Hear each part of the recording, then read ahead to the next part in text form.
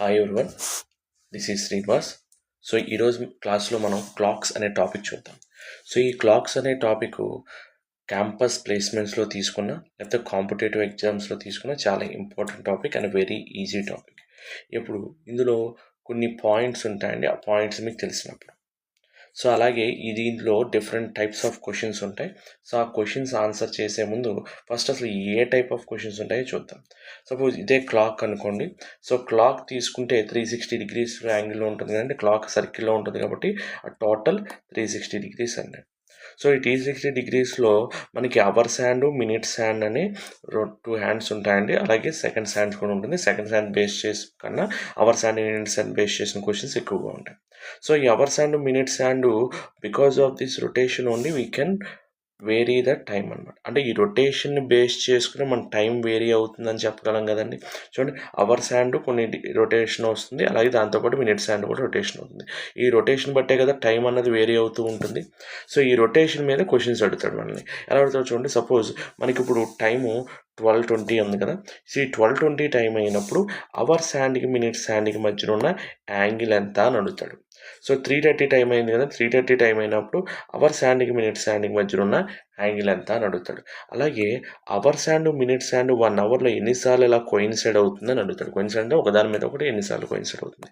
అలాగే 90 degrees angle అంటే right angle triangle ఎన్నిసార్లు ఫామ్ అవుతుంది పర్ అవర్కి అని అడుగుతాడండి. లేదా 12 అవర్స్కి ఎన్నిసార్లు రైట్ యాంగిల్ ట్రయాంగిల్ ఫామ్ అవుతుందని అడుగుతాడు.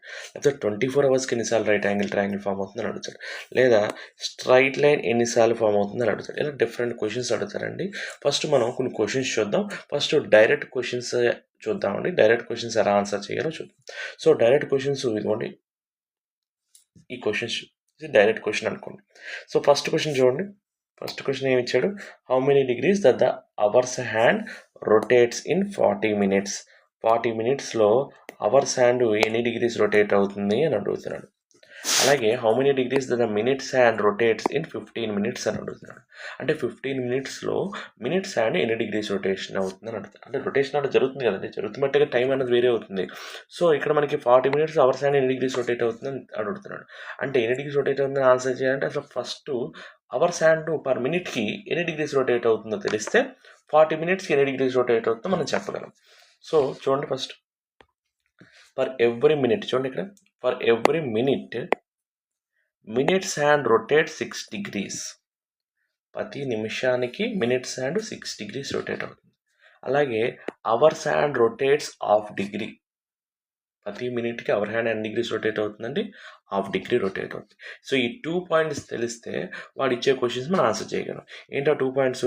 మినిట్స్ హ్యాండ్ ఏమో పర్ మినిట్కి 6 డిగ్రీస్ రొటేట్ అవుతుంది, అవర్స్ హ్యాండ్ ఏమో పర్ మినిట్కి హాఫ్ డిగ్రీ రొటేట్ అవుతుంది. ఇప్పుడు వాడు ఇచ్చిన క్వశ్చన్స్ చూడండి, వెంటనే ఆన్సర్ చేసేయచ్చు మనం.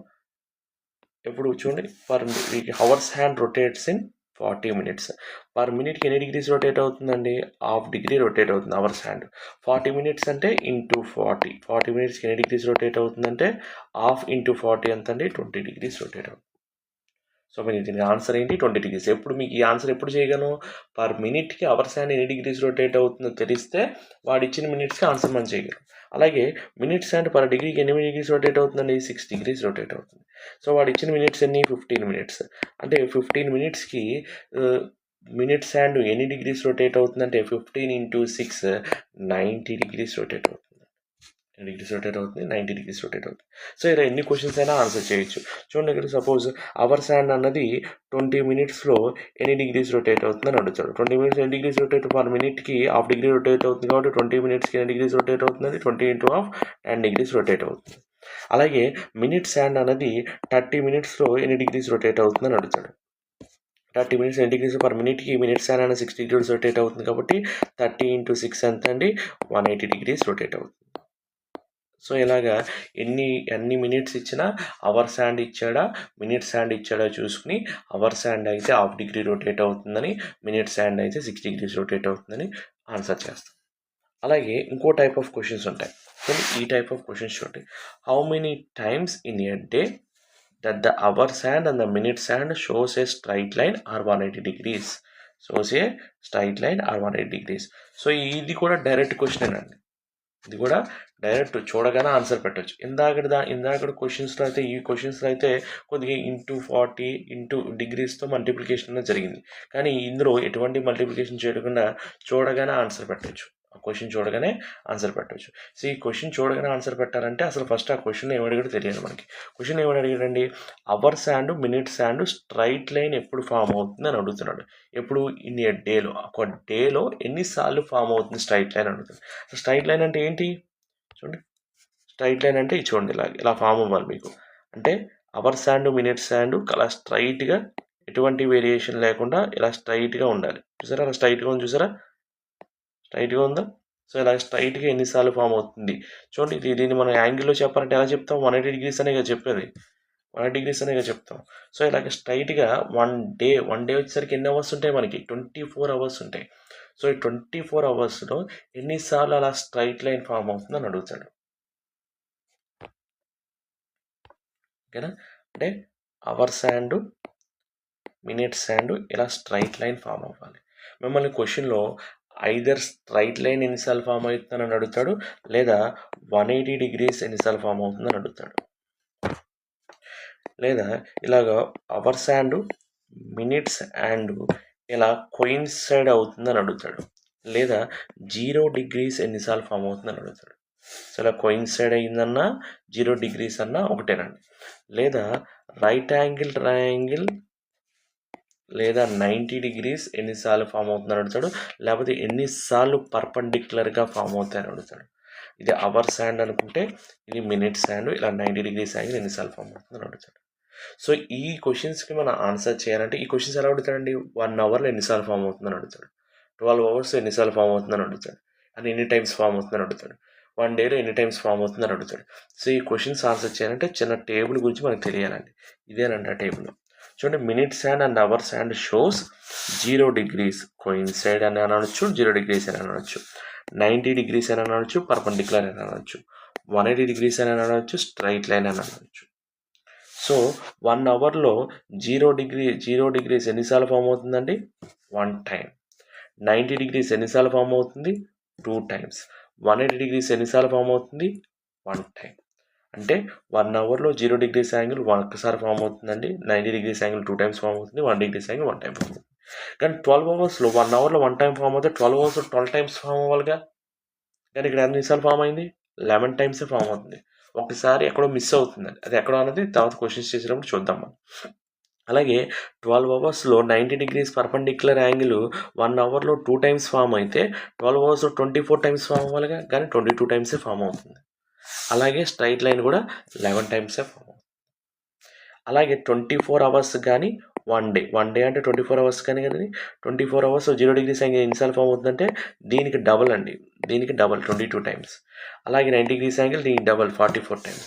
అలాగే 180 degrees యాంగిల్ దీనికి డబల్ 22 times. సో మీకు ఇది ఒక్కటి తెలిస్తే దీన్ని బట్టి ఇది ఆన్సర్ చేయొచ్చు, దీన్ని బట్టి ఇది ఆన్సర్ చేయొచ్చు. సో ఈ టేబుల్ అంటూ మీకు ఐడియా ఉంటే, 3 into 3 9 questions డైరెక్ట్ క్వశ్చన్స్ మనం ఆన్సర్ చేయగలం. సో ఈ 9 క్వశ్చన్స్లో కూడా ఒక్కోసారి 0 degrees అనేస్తాడు, ఒక్కోసారి కోయిన్సైడ్ అనేస్తాడు, 90 degrees అనేస్తాడు, పర్పెండిక్యులర్ అనేస్తాడు. ఏది ఇచ్చినా కూడా దీన్ని బట్టి ఆన్సర్ చేయొచ్చు. ఇది పెద్ద కష్టమైనది ఏం కాదు. 1 hourలో 0 degrees యాంగిల్ 1 time ఫామ్ అవుతుంది, 90 degrees 2 times ఫామ్ అవుతుంది, 180 degrees 1 time ఫామ్ అవుతుందని తెలియాలి. కానీ 12 hours 12 times ఫామ్ అవ్వాలి కదా, కానీ ఒక టైమే ఫామ్ అవుతుంది, ఒక టైం మిస్ అవుతుంది, 11 times ఫామ్ అవుతుందని తెలియాలి. ఓకేనా. సో ఈ టేబుల్ మీద క్వశ్చన్స్ ఎలా ఉంటాయంటే చూడండి, ఇప్పుడు చూడండి, ఇదే question. How many times in a day the hours hand and the minutes hand shows a straight line or 180 degrees? ఇక్కడ నేను రెండు ఇచ్చాను కానీ ఏదో ఒకటే ఇస్తాడు. సో స్ట్రైట్ లైన్ ఎన్నిసార్లు ఫామ్ అవుతుంది 1 dayలో, అవర్స్ అండ్ మినిట్స్ అండ్ 1 hourలో ఎన్నిసార్లు ఫామ్ అవుతుందండి, మీరు నేర్చుకుని ఇందాక 1 hour ఎన్నిసార్లు ఫామ్ అవుతుంది, 1 hourలో 1 time ఫామ్ అవుతుంది, ఇది 1 time ఫామ్ అవుతుంది. మీకు ఇచ్చింది ఇన్ ఎ డే అంటే 1 dayలో ఎన్ని టైమ్స్ ఫామ్ అవుతుంది, 22 times. సో ఆన్సర్ ఏంటండి 22. అలాగే ఇంకో క్వశ్చన్ ఇవ్వచ్చు, ఎలాగా, how many times that the hours hand and the minutes hand shows 90 degrees angle or perpendicular in 1 hour అని ఇస్తాడు. ఇన్ 1 hour, దీనికి ఆన్సర్ ఏంటి 2 times. ఇన్ 12 hours అని ఇస్తాడు, ఆన్సర్ ఏంటి 22 times. ఇన్ 1 day అని ఇస్తాడు, ఆన్సర్ ఏంటి 44 times. వెంటనే చూడగానే ఆన్సర్ పెట్టేయచ్చు. సో ఇవి ఒక టైప్ ఆఫ్ క్వశ్చన్స్ అండి. ఇవన్నీ మనం డైరెక్ట్ క్వశ్చన్స్ అంటాం. సో దీనికి ఇక్కడ ఆన్సర్ ఏంటి, 1 డేలో ఎన్ని టైమ్స్ ఫామ్ అవుతుంది, 1 అవర్లో 1 టైమ్స్ ఫామ్ అవుతుంది, 12 అవర్స్లో 11 టైమ్స్ ఫామ్ అవుతుంది, 4 అవర్స్లో అంటే 1 డేలో 22 టైమ్స్ ఫామ్ అవుతుంది.